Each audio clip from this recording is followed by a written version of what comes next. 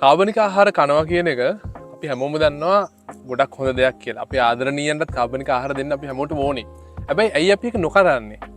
ඒකට හේතුව තමයි අපිට විශ්වාස නැහැ මේ කරන්න පුළුවන් දෙයක් කියලා. මොකද මීට අවුරුදු ගානක් කලින් අපි දන්නවා ටීවී වල පත්තරවල ගියපු දේවල් එක්ක අපි හිතනවා මේ කාබනික ආහාර විදිහට හදන්න බෑ කියන එක. එහෙම හදනවා කියලා කවුරු කියනවනේ ඒක බොරුවක් කියන එක.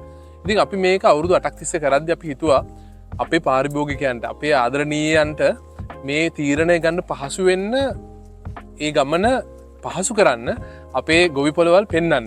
මේවා ඇත්තටම අතින් පස්වලට අපේ වැඩ කරන ගොවි මහත්වරුන් උදේට මේ මහ පොළොව සුවපත් වෙන්න කියලා ඇත්තටම මේ කරන ප්‍රාර්ථනාවත් එක්ක කරන මේ ගොවි බිම් පෙන්වන්න අපි තීරණය කරා. ඉතින් අපි මේ අවුරුද්දේ ජූලි 20 වෙනිදාට ඕගොල්ලන්ට අවස්ථාවක් ලබා දෙනවා මේ අපේ ගොවි බිම් වලට ඇවිල්ලා ගම්පොළ ක්ලයිමේට් ස්මාර්ට් ඕගනික් පාර්කෙට ඇවිල්ලා මේක ඇත්තටම කරන්න පුළුවන්ද?